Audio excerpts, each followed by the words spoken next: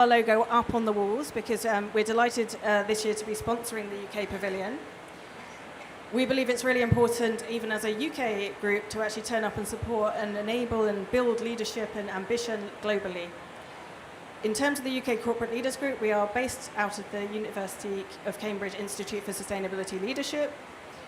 It is a cross-sector group that has businesses who are all leading in terms of their climate and their sustainability practice, and we are taking their voices to government to work with government on how do we actually deliver against the targets, but also how do we kind of raise ambition as well. Our session today is looking at the role of business in building resilience. Often it's talked about how do you make a business resilient, but this is going beyond that and looking actually at where can a business play a role in its community, in the economy, to build resilience across not only kind of national economies, local economies, but international as well. I don't think I have to say it to the room here, but at the same time, it's worth reiterating that we are experiencing the impacts of climate change. I write regular pieces around this, and there's some, statistics, even just where I look at it, and in terms of, this summer temperatures regularly going up to the high 40s within Europe, which hasn't been seen. We're seeing food prices rising. We're seeing the impact on people's pockets, but people's well-being as well in terms of flooding, droughts, fires. They are increasing globally. And that costs our economies, and that also stops businesses from being able to work, from being able to support people, and that affects us all. Through this session, we hope to flag not just what some of UK businesses are doing, but also highlight some of the challenges and opportunities globally as well to work in collaboration and to really enable us to look at how do we deliver against adaptation targets. Now, this COP is going to have a focus on adaptation through looking at actually how do we implement the UAE Belém work programme. And that is about how do we actually operationalise the global goal on adaptation. And this is where we've been looking at it in a UK context, but also looking at how does that play out globally and how do we deliver. As a UK Corporate Leaders Group, we've actually been looking at the role of business in adaptation for a few years.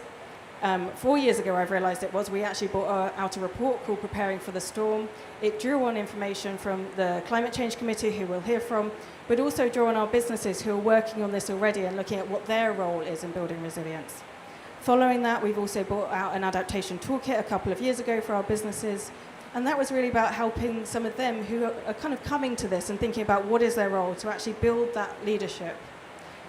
Today, through this session, I hope through the inputs that we have and the discussion that we hope to open out to the audience as well, we can explore some of those opportunities, challenges, share some of the practice that is already happening, and think about actually what more needs to happen and how can we all enable that.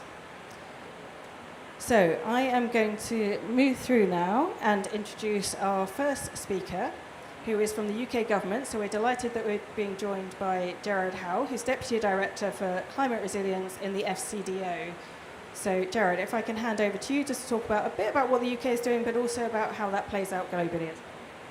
Thank you for the opportunity to contribute. This is a really important event, and thank you to CLG for your support also. It's much appreciated. So I'll say a few things about adaptation overall, and where I think we are starting to see some really interesting interactions between businesses and adaptation. The first thing, and you've already said it, right, is that adaptation and building resilience is utterly essential in the face of the climate impacts that are built in, but it's also an incredible opportunity in terms of investment and building the investment case for adaptation, whether through public finance or private finance, is an area that we know is now increasing necessarily. We know that you can generate enormous benefits from investment in adaptation. $1 in adaptation will produce up to $10 of public good value.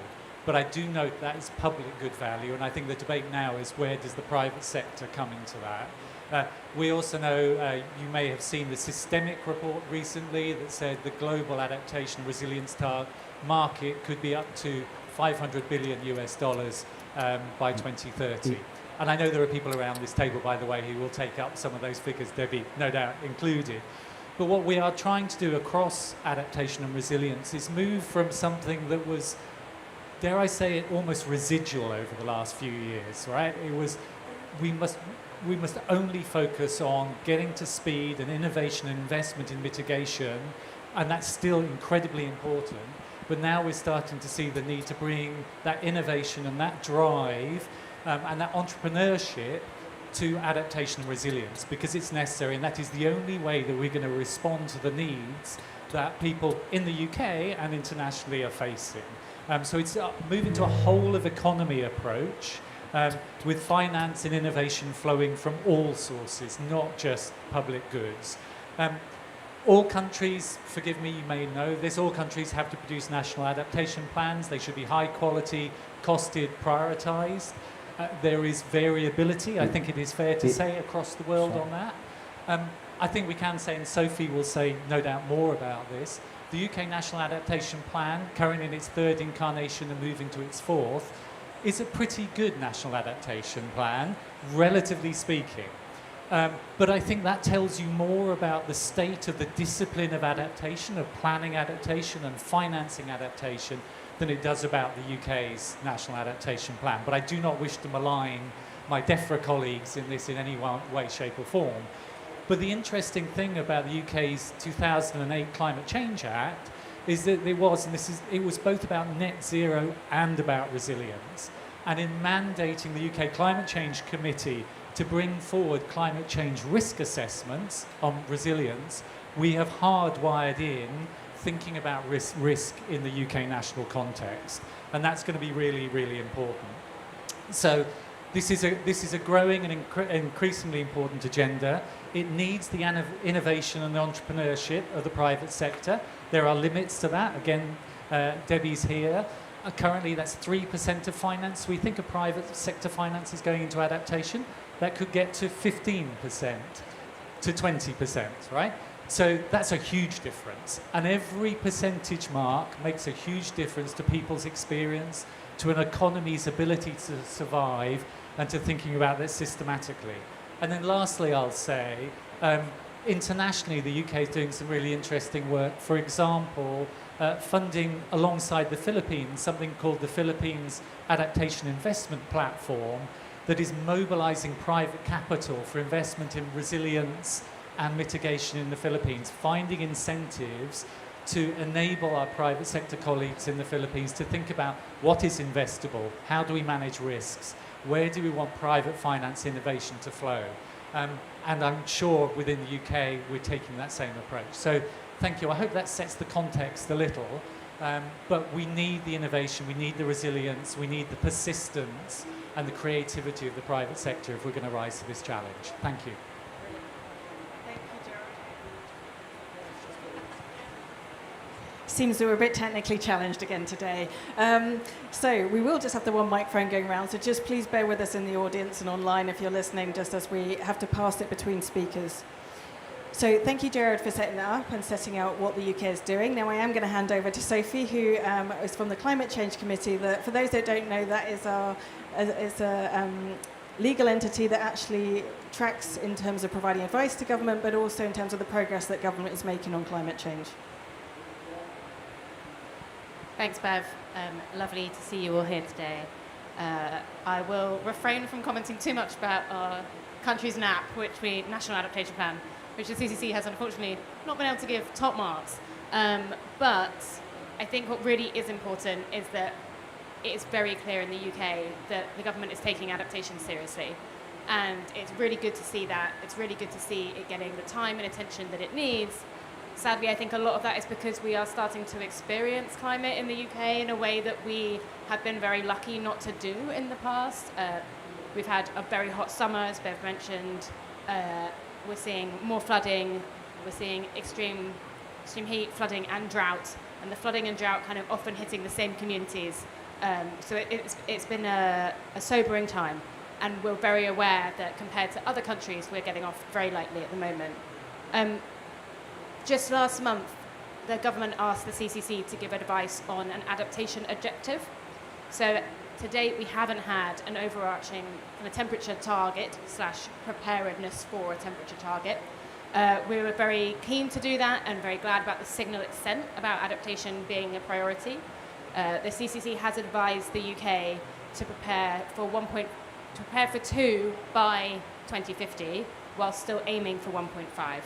So that balance between the mitigation and adaptation side of our work, and I'm sorry to use very climaty terms, but it is important. We still plan and aim for net zero, but we prepare for 2 degrees. And there was a lot of conversation about this at the table around the committee, but we have also recommended being able to prepare for 4 by 2100. And that is a very sobering context, and that's 4 in the UK. Very happy to talk to people about the kind of technical details behind that. What we are not saying, and this is really important, that we prepare for 4 from now. So it is thinking about long-term infrastructure, things that are going to last for over 100 years, if they can be adapted in the future if necessary. So it's an important distinction, but I think it's worth making. And once again, just for the avoidance of doubt, we are still all guns blazing on getting to net zero by 2050, and I know that this government is taking that really seriously as well. Next year, we will produce something called the Well-Adapted UK report. We've just heard about the climate change risk assessments. Alongside the very long list of risks that we're going to publish, we are also going to publish what we think you can do about some of them. And I think what's really important, and we're writing the work at the moment, is how much this is not just a government issue. This is an issue for governments, for businesses, for local communities. It's an issue for governments at local, regional and national levels. The way adaptation sits is not simple, and it is not just a DEFRA problem. And for too long, the expectation has been that other departments will kind of not have to worry about it, and we know that that's not the case. So we will be giving advice on those sectors. We're working with people in the sectors who are already doing incredibly innovative things, both businesses but also other governments around the world who have had to start to prepare for some of the changes they're seeing. I think when I think about business and the role that business is going to play on that, we're already seeing a really good job in kind of asset management. What we need to see more of is work on people, both staff and customers, and how we make sure that they are protected, able to get to work, safe at work, or engaging as consumers, operations and emergency response. And I think that's going to be a really interesting development of the work going forward. Finally, what I want to say, and this is UK focused, but I think it does apply more globally, there has been a backlash on net zero. There's been concern about prioritising a kind of a net zero target when people are suffering and struggling with their bills. What I will say is that if you go out and hear, lots of people understand mitigation, adaptation, 1.5. If you go out into your local street or you talk to your parents and you say, what do you think about climate change? They talk back to you about adaptation. They don't call it adaptation, but they talk back to you about the flood they've experienced, the heat they've experienced. If you talk to me about it, I talk about the time my granny was in a care home during a heat wave and they could not cool the rooms down. They worked so hard on insulating them for the heat because they're worried about old people getting cold. And there was really, really serious concern about how they were going to make these quite vulnerable people safe. People think about their children at school, whether they're fit to learn, whether they're able to kind of take information in, very, very important, whether they're safe. They think about people that work outside, both kind of farmers, but also people who are in some quite vulnerable jobs. Refuge workers are a group that has been brought to our attention because they wear a lot of kit and they're kind of sweating their way through and they're starting to get seriously unwell in the workplace. You could think about quite a lot of people working here. I've heard several reports of people fainting in this venue. There's very serious implications of how this impacts people. And I just want to encourage a conversation about making sure that the work on adaptation is people-centered as well as nature-centered. And actually this is something that businesses do really well. Businesses know how to talk to their consumers, they know how to talk to their staff, they know how to engage networks, they know how to build campaigns, how to be creative, how to, ironically, adapt. So I'm really excited about the role that businesses can play, both in the UK and globally, on this topic. Thank you very much, Sophie. And I do think that point around the people-centred. I mean, yesterday I was actually hearing in another session around cooling rooms that were being created in places, and that people could go to when they're vulnerable and there's a heat wave. And that requires a whole nother level of planning to actually think about what is, and that some were saying it works in some communities, doesn't work in other communities, so it's got to be done on a place-based process. Next, we're going to move through to hear about some of the examples of from our businesses and actually some of the things that they are doing in terms of their work on resilience, bringing examples of the practice that they're undertaking. So first of all, I'm going to turn to Kaushik, who's from Reckitt. Thank you. Thank you, Beverly. So I'm Kaushik Janakiraman. I look after multilateral engagement at Reckitt. So for those who may not know Reckitt, we have consumer brands such as Lysol and Dettol and many others, but I'll just take these two brands as example. 97% of some of the world's leading disinfectant products are made out of water. Water is a key component to manufacture these products. Consumers need water for hygiene, for driving better health. So it's really important from a consumer side as well. The communities where we operate needs water for their livelihood. So essentially, water is an indispensable resource going across the value chain upstream and downstream. So for us, the way we approach resiliency from a water side is making sure the factories that operate in water-stressed regions are net water positive. 2 of them already net water positive. It essentially means we're putting in more water than we take out. From a consumer side, as you pointed out, behavior change programs, making innovative products to make sure these products use less water. Consumers know how to, through behavior change programs, lead to better health and hygiene outcomes. And then finally, on the community side, as you alluded to, we have to be smart about how we're supporting through capital in terms of the social impact programs. We are really passionate about impact investing, leveraging our balance sheet, leveraging our debt, making sure there's a catalytic model in terms of how some of these programs, in terms of access to water, sanitation, and hygiene takes place. This catalytic program is key when we talk about water resiliency. Water is important for health, and this is my next example, and I'll be quick on this. Health systems under burden, and we talk about this quite a bit, especially with climate change. There's an increase in preventable illness, heat, floods, droughts, poor air quality. And so with increase in health burden, the costs on healthcare also increasing. It has practically doubled since 2000. So we need to find ways to ease the system. Traditional healthcare treatment models, they have a place, but we need to think of much more holistic, preventative approaches. And we've observed city mayors, I mean, we're at a multilateral forum, but city mayors at the front line of this climate and health nexus, as we call it. But they're also change agents.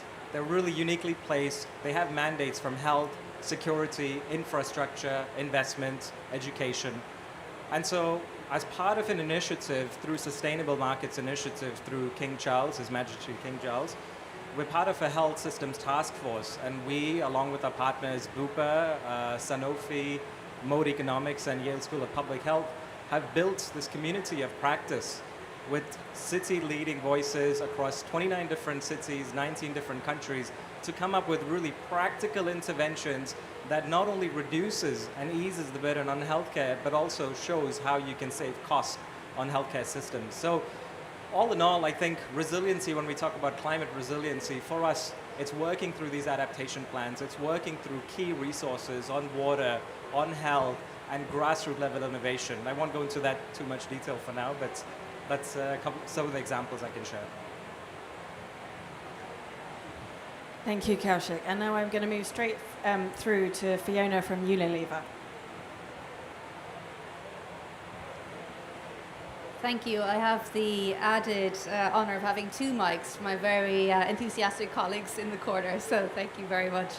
And Sophie, thank you very much. I think you very eloquently focused our minds. It's vitally important that we advocate for 1.5 aligned NDCs, and that's something that we're doing at Unilever. And also, we're not just saying we want to see a 1.5 aligned NDC, we're also saying this should be integrated with the NBSAPs and also the national adaptation plans as well, because they really are 2 sides of the same coin. But I'm going to talk a little about 2 examples that I have where I think work across the nexus of adaptation and mitigation. So first of all, since we're in Brazil, I'll talk about Brazil. I'll talk about a project that we have in the Cerrado. So what we are doing in the Cerrado is we grow soybeans for Hellmann's mayonnaise, and we have an ambition by 2030 to make sure that 90% of the soybeans used in Hellmann's mayonnaise are grown regeneratively. So we're working with a not-for-profit called TechnoServe to implement these regenerative agricultural practices with 45 soybean producers in the Cerrado. So we give them technical incentives, technical assistance, and also financial incentives as well. And we do this because we live and breathe our supply chain. We know that in order for us to grow sustainably, we need to have a sustainable supply chain, and we're investing heavily in these type of projects. Now I'm going to move over to a very different part of the world, actually, which is going to be around the environs of Peterborough. So we've worked with farmers. Well, I won't say we've worked, because I'm not that old, actually, so I can't claim that. But I will say that farmers have worked with Coleman's mustard for over 200 years, and we want to work for another 200 years on this topic as well. So we work with mustard seed growers and mint farmers to make sure that they are growing their crops through regenerative agriculture products as well, or through regenerative agriculture practices as well. And we work with 2 farming cooperatives. They are the English mustard growers and the Norfolk mint grinners, and to make sure that we work with technical and academic producers as well, to make sure that, number one, everything that's grown is using low carbon fertilizer, crop nutrition strategies, planting cover and companion crops to reduce pesticides, as well as digital water irrigation scheduling systems. Incredibly important. Water will come up time and time again. And I know we have CDP in the room, so we'll know that we'll be talking about data, but it's so incredibly important that we actually get the data back from these projects, so we know what's working, we know where improvements need to be made, because if we don't act now, we won't have these type of resilient supply chains in the future. So that's why it's incredibly important that we focus on these issues right now. So those are just the 2 that I want to talk about in Brazil, and also in a slightly different environment in England as well. Thank you.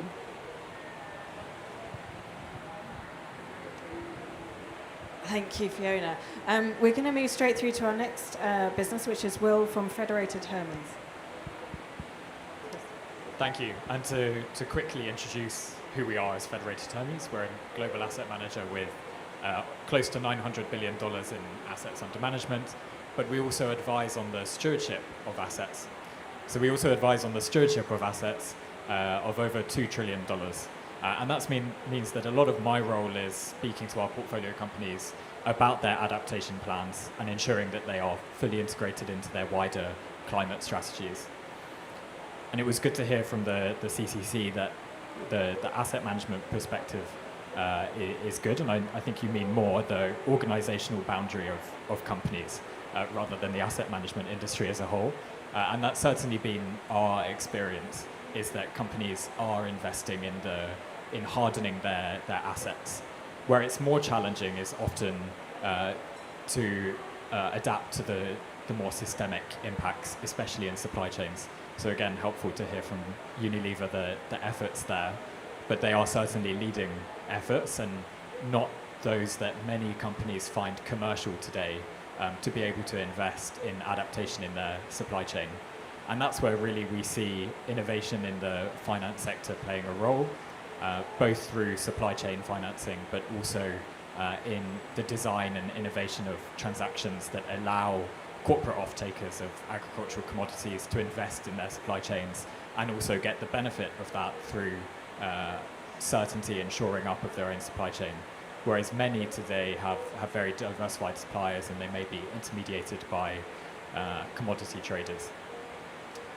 The other piece that I wanted to talk about, which is a key area where, as an asset manager, we're keen to have the support of policymakers, is in addressing those physical climate risks that impact economies in an atomistic way. And by that I mean we're not talking about significant infrastructure assets, we're talking about everyone's homes, their mortgages, smallholder farmers, and those are incredibly challenging for one bank or one insurer to invest or finance the adaptation to, because often some of the best adaptation measures will not be to a home itself, but to the surrounding environment. And given we don't have monopolies of insurers or banks, individual private actors are not sufficiently incentivized to adapt in this way. We think there is quite a lot that policy can do to work with finance and industry in navigating some of these challenges. We've already got Flood Re in the UK, which is a reinsurance scheme that enables lending to homes that are in flood-prone areas. But we think we can take that further, and I'm joined in the audience by one of my colleagues from our real estate business, also thinking about this challenge as we invest in UK real estate. And I think that you picked up on one of the points that was made earlier in terms of actually this goes across government. So as Sophie was saying, it actually, planning and housing is going to be an important part of this, and that is one of the key areas where we're really going to have to look at adaptation, and that's not just a UK base, that is globally in terms of actually housing stock and how fit for purpose it is to actually deal with, increasing and very varying as well impacts of extreme weather events. We have one more business to hear from, which is from Rachel. So this is from Convex Group, who's going to give the insurance perspective. Hi, I'm head of sustainability at Convex Insurance, which is a large commercial insurer, property casualty insurer and reinsurer. And we're also a member of something called ClimateWise, which is convened by the University of Cambridge Institute of Sustainability Leadership, and is an association of about 40 insurers, and exists, in fact, was set up in 2007. So it's not a new thing addressing climate risk, to address the risks and opportunities. So what is insurers' role in this? Well, as far as climate resilience is concerned, well, clearly the most important thing we can do is understand the risk, so that we there continue to ensure. We have an enormous role to play in the insurance of climate resilience and indeed adaptation. So we have sophisticated catastrophe models that help allow us to do that, and that helps us price the risk. So we can do that, but pricing the risk, if the price becomes prohibitive, then the insurance is not sustainable. And that's where you then get protection gaps. And protection gaps, which is the difference between the economic loss and the insured loss, are increasing. They are huge, obviously in the developing world, not least because the footprint of insurance is small in that way anyway, but in the developed world, it is being exacerbated particularly by climate change. So we can help to mitigate the risk, but we can't eradicate it entirely. So that's where working with governments on things like Flood Re, for example, are very good. And there are other national catastrophe programs in other jurisdictions, but Flood Re is a particularly good one, and it's much merited. It receives a lot of popular comment in our world, not least because it had that government sort of catalytic capital to start it off, but then the fine is now self-financing through charging all of us for insurance premiums and paying a bit more, but a capped amount at the amount of, depending on your level of flood risk. But it does then leverage heavily on the private markets for reinsurance. So it's a sort of good model that one could see being expanded. I think another area, if I can just touch on that insurance has an enormous role to play, is ensuring the decarbonisation transition. So if I can just give one example of a good project in that way, we, along with a couple of other insurers, have led the insurance policy on big carbon capture and storage projects in the UK. One is called the Northern Endurance Project in the northeast, and one is in the northwest. And they are the industrial heartland of the UK. And what this policy does, let's say, firstly, what the projects do, the projects themselves take plume of emissions, it then gets transported into underground storage, saline aquifers or depleted reservoirs, and then it is stored. And what the insurance does is ensure all of that process, but also, and crucially, the sequestration of that carbon for 10 years. So to understand that containment risk is difficult and took a lot of sort of rolling your sleeves up, etc., from our underwriters to do that.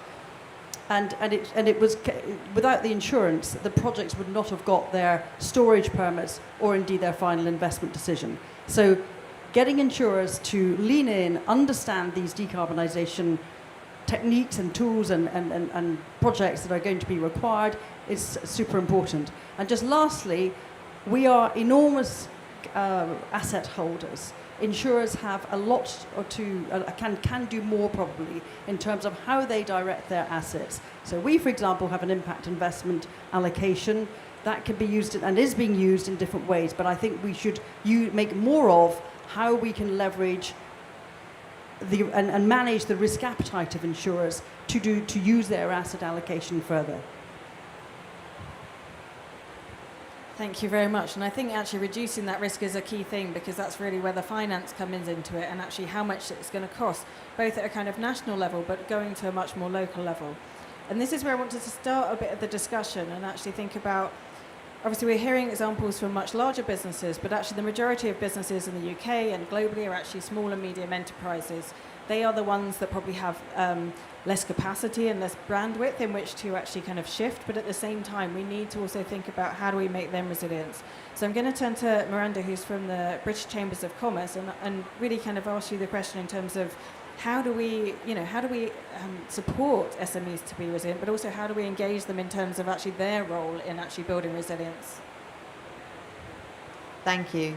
I think it is about encouraging this public-private partnership. And I think both organisations have something to play in that. If you think back in the past, we used to think that government was long-term and solid and stable, if a bit boring, and business was short and sharp and fly-by-night. But actually it seems to have switched. Now we can't rely on long-term global government commitment to a cause. Everything feels very short-term, and it's businesses coming to things like the SMI in London, or having 200-year-ahead strategies. That's business being the long-term commitment to innovation, and that innovation getting into country. So I'm working an awful lot with SMEs who are generating new low-carbon innovations, and they do the beginning stage of innovation themselves. And they can see ahead of them the potential finance gains, whether it's through private sector finance, whether it's through government, things like the National Wealth Fund or Great British Energy in the UK.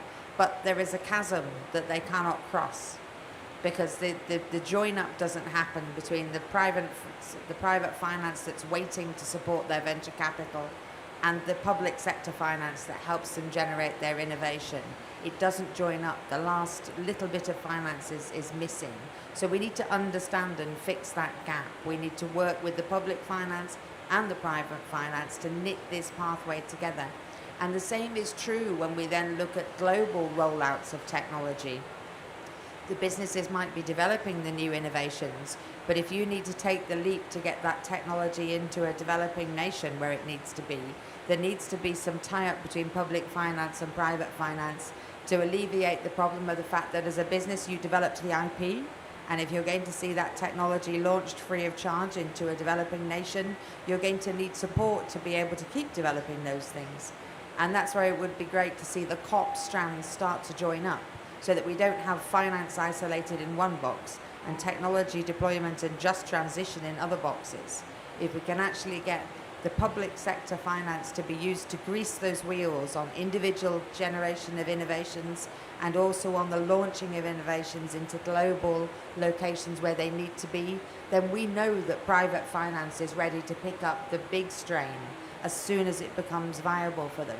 So we have to have that long-term partnership between governments internationally and between business internationally. But let's face it, businesses are innovating, businesses are financing, and businesses are now the long-term drivers of these solutions. So we have to keep going with what we're doing. Fantastic. And picking up on that point you made about the international collaboration, I mean, we are a corporate leaders group based in the UK.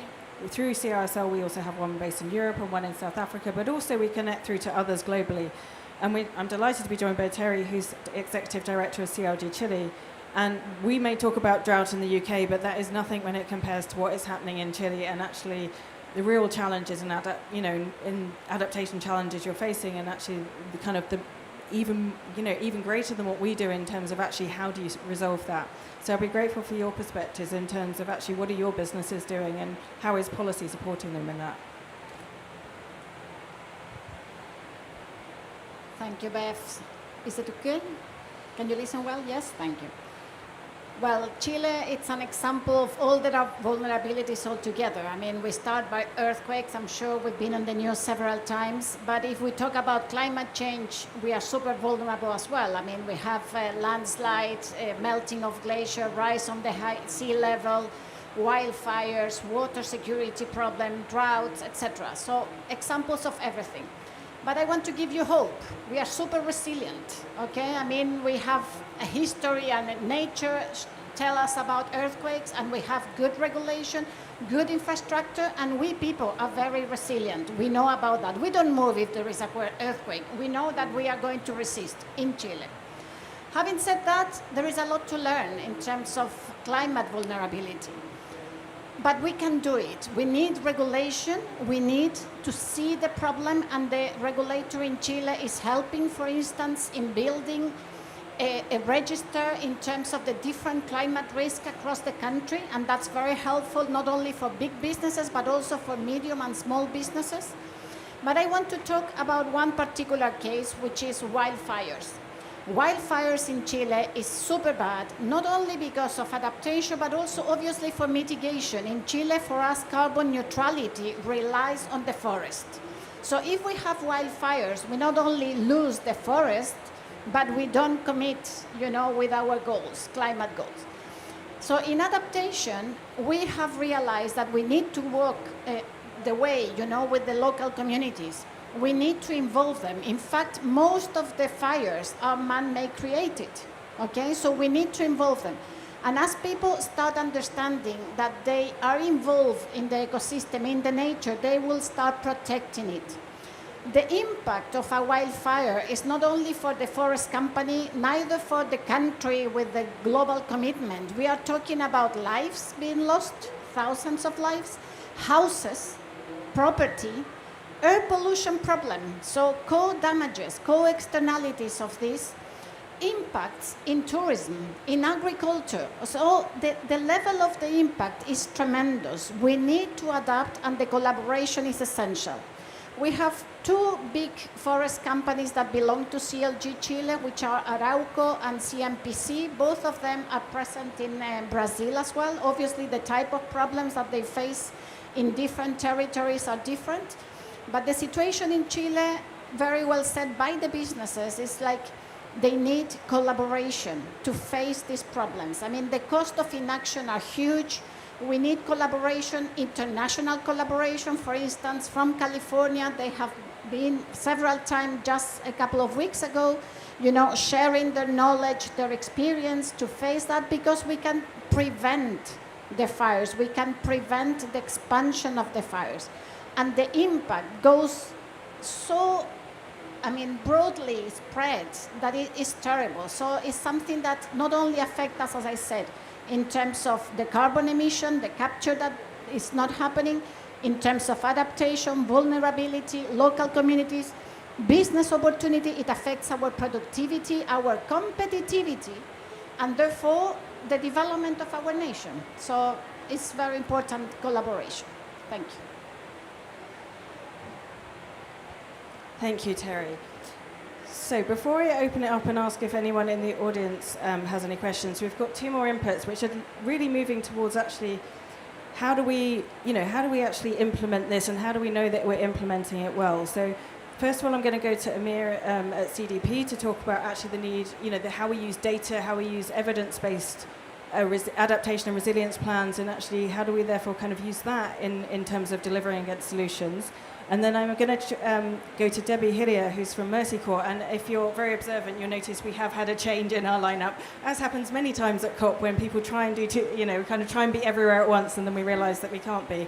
But we're really delighted to have Debbie here, because she's going to talk about actually finance, which, as has come up many times around the table, is a key part of the challenge, but particularly a key part of actually how we solve this, but actually how we implement solutions. So I'm going to turn to Amir first. Thank you, Amir.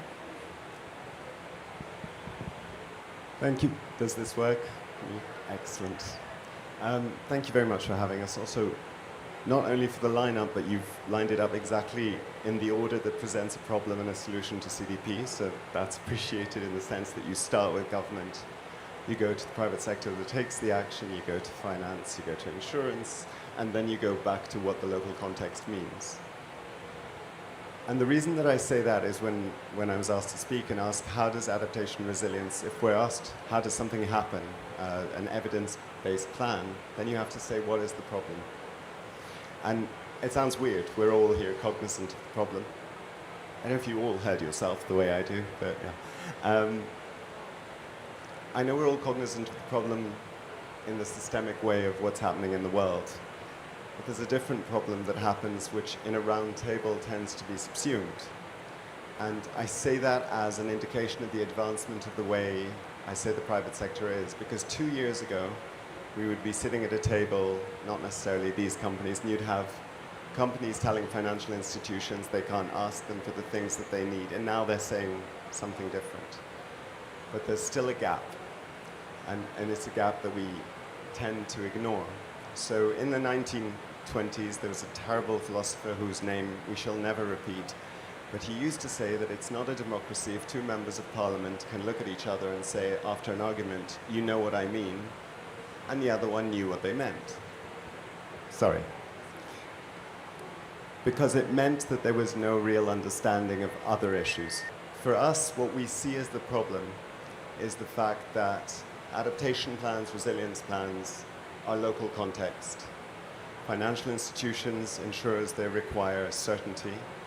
Therefore, they require comparability. Therefore, they require an issue. This is what's been plaguing the negotiations for a long time. If it's adaptation, it's local. How do I know that if I invest in it, it's still credible? And if I'll do it over time, how do I know that it provides the systemic needs, as the Climate Change Committee is providing answers to? And actually, to be honest, Miranda, I just wanted to say yes to everything you said, and you described what I'm about to do better than me, so thank you.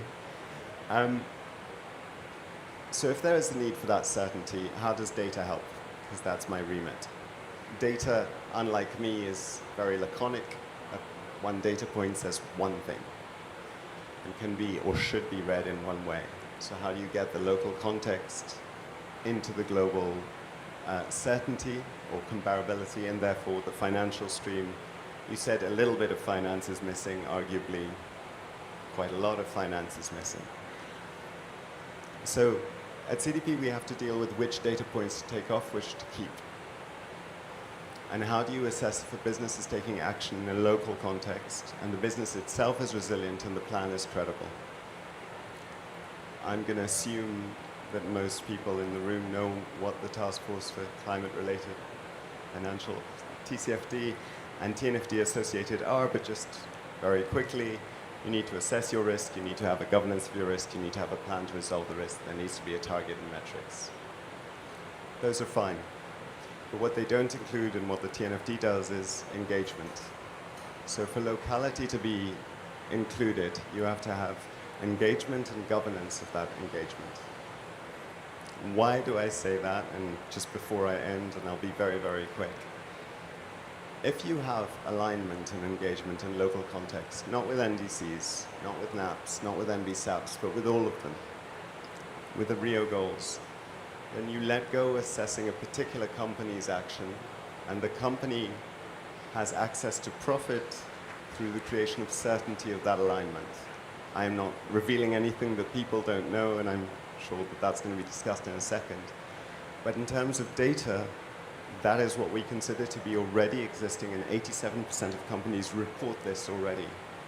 Something that can be taken and encouraged for comparable transition finance. So, to end, what we feel is needed in terms of business contribution, first of all, a clearer understanding of what a risk assessment looks like. In the most technical terms, a DERO in general. Second of all, for insurance, I'd refer to the Colorado law that says incorporation of actions taken. And third is, as I said, alignment, not with the pressures, not with the science, because that happens anyway, but with the local context, and that is the thing that you're assessed on. I'll stop there. Thank you very much. I'm going to pass straight through to Debbie. Thank you. Thank you. Yeah, so I'm Debbie Hillier from Mercy Corps. We work as part of the Zurich Climate Resilience Alliance, working with communities all the way around the world to build resilience at community level, and then policy change all the way up from local level to global level here. So my intervention is a little bit different, and Gerard has teed me up beautifully. So in terms of the private sector role, I think there's clearly a role for building resilience in supply chains, and we've heard that. And there's clearly a role for businesses in providing upfront financing for adaptation in developing countries. But actually paying for adaptation in developing countries, perhaps there's a little bit more of a gap. When we think about the conversations here at COP, we talk about an adaptation financing gap of $300 billion plus a year. That is a lot of money. So if the question is how much of that can the private sector actually pay for, sometimes that's a little bit overplayed because of the lack of public finance. And we all live in the real world. There are fiscal problems in the global north and the global south. But we often hear, oh, it's okay, the private sector can fill in the gap.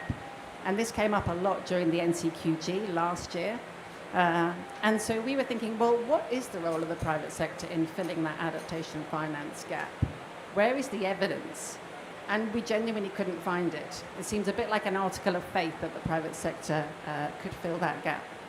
So we worked with Paul Watkis, who people may know. He writes the Adaptation Gap Report, the finance chapter, and asked him to look at countries' adaptation needs and then how much of that could potentially be funded by the private sector. And so he's done this huge analysis based on highly disaggregated data, different kinds of countries, different kinds of adaptation actions, and basically found that there is definitely a role for the private sector to pay for adaptation in developing countries. It's particularly in agriculture, a little bit in water, a little bit in infrastructure, and it's particularly in middle-income countries, as you might expect. But there are definitely a lot of gaps elsewhere. And if we think about coastal protection, that's actually the biggest financial cost of adaptation in developing countries. That is a public good, as you said, Gerard. So why would the private sector pay for that? It's not their job. We shouldn't expect them to pay. It would be unreasonable.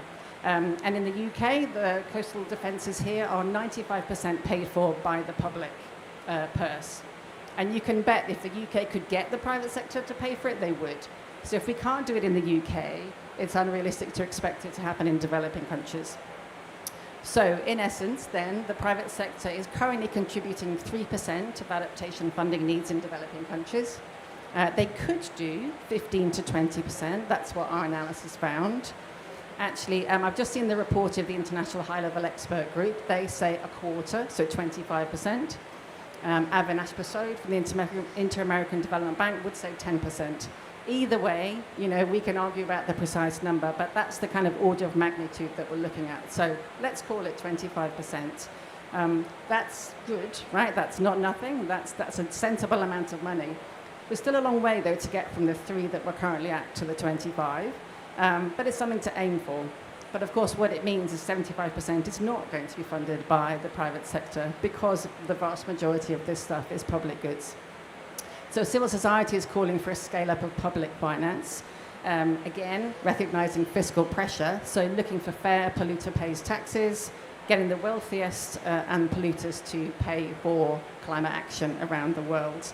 And we know there's huge support from the British public for this. Lots of polls have said the same. And it'd be really good to have business also supporting this call. Fantastic, thank you.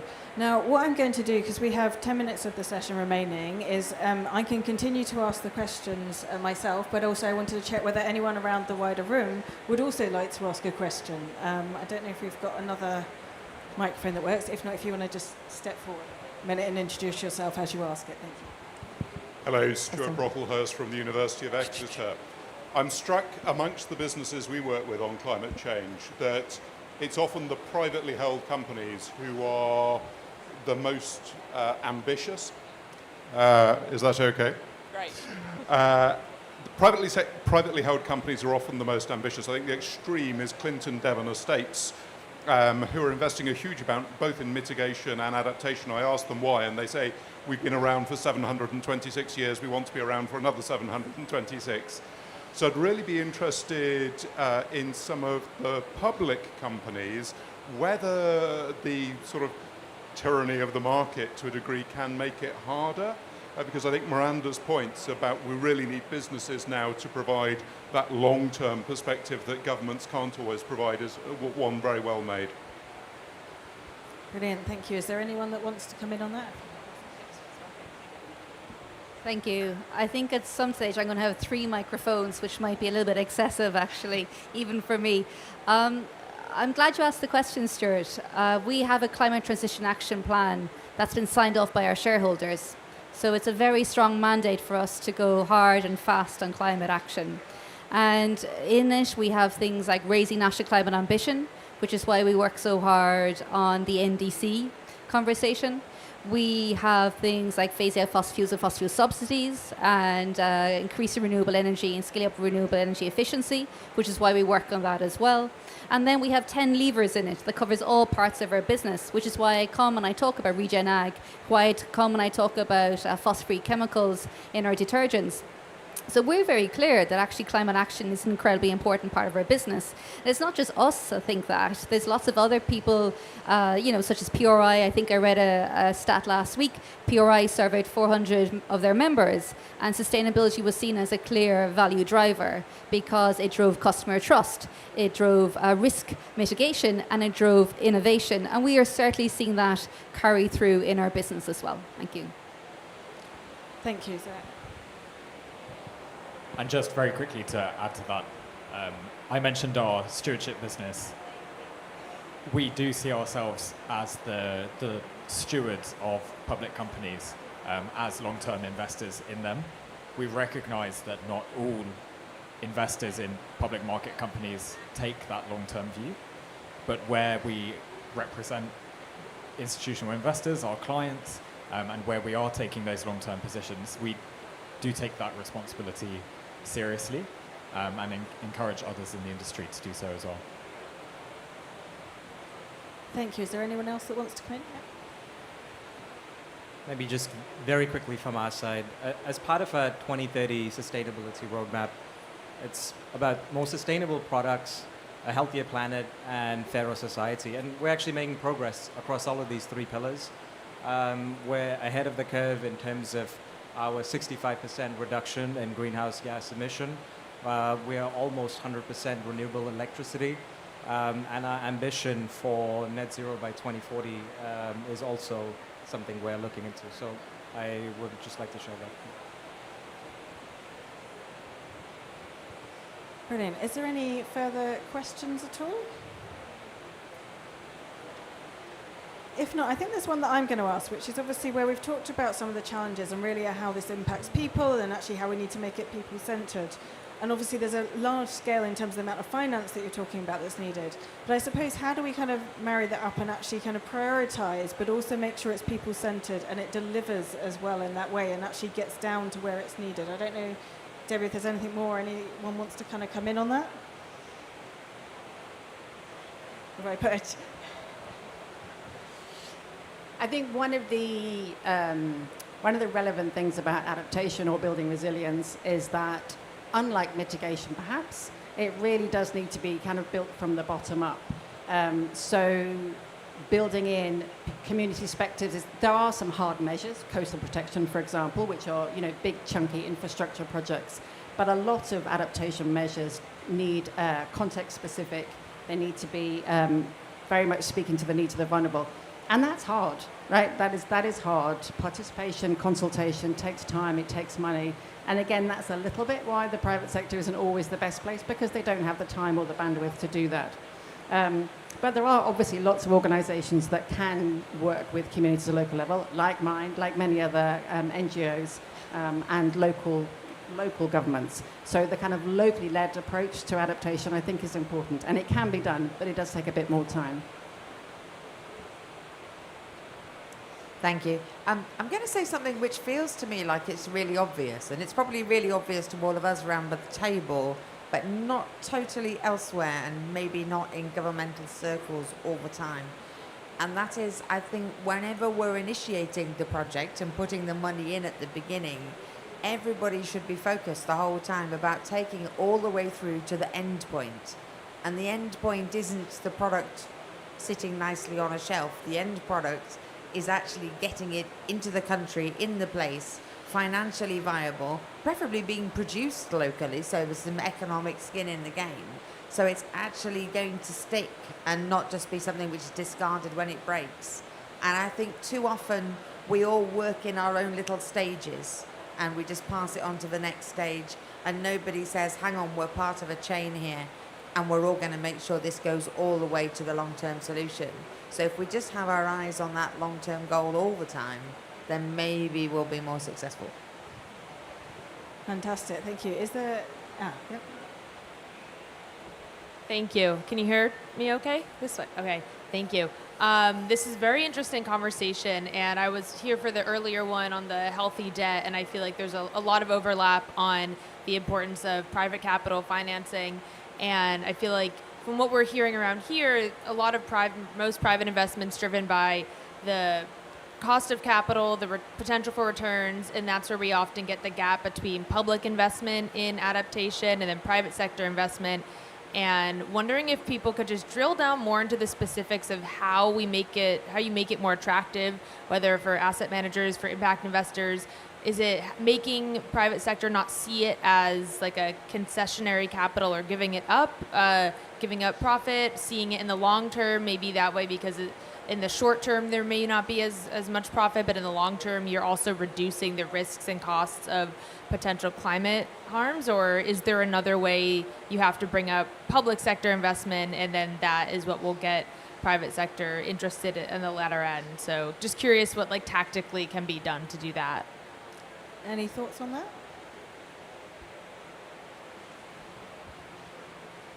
Yeah, it's a very good question. And interestingly, in Brazil, we have the interesting case you may have heard of Eco-Invest, which is a public capital solution, but ultimately blended finance and seeking to leverage taxpayer-funded equity 6 to 12 times with private finance into nature solutions. And the philosophy behind that, which is one that we share in what we ask policymakers to do in supporting us and our companies in taking those investments in nature and resilience, is that we will have a J-curve in learning about these solutions. And certainly at the beginning, if you think about an agricultural supply chain, it is complex to understand exactly how, as an off-taker of those commodities, you can derive a return on your investment.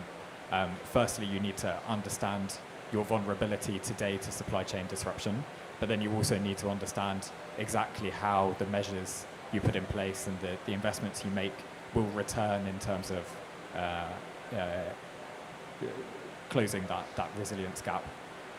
And therefore that public capital, first loss capital, concessionary capital at the very beginning is crucial to get us as the private sector through that J-curve and ultimately reach the point of commercial return sooner, when we would hope that policymakers can step back fiscally, maintain a supportive regulatory and policy environment, but ultimately have less fiscal burden. Brilliant, thank you. Sadly, we have come to an end now. I just wanted to summarise first, though. I think we've shown that actually just everything that needs to happen, and we need collaboration, integration, innovation, and implementation. And part of that is actually working together is key, both to bring together mitigation and adaptation efforts. And I said to circle the square, because it feels like sometimes we look at things in different ways, but actually we need to kind of make sure it's holistic, to understand the risk, the need, and the role of finance, to develop the solutions and address that in an integrated way. And that is taking it right through to the end point, as Miranda said, where it can have the impact on the ground. I just want to close by saying, in terms of, we have so many people around the table because actually there is so many elements to this. And there are so many things that we need to do, and we each have a role of that, and we need to work together. So obviously, if anyone's listening in the room or online and they want to actually follow up with any of us, please do reach out to us, because we think everyone has a role to play, and therefore we're interested to see how we can really kind of tackle this together. So thank you very much to everyone around the table, to those that are listening, and we hope you have a good rest of the COP. Thank you.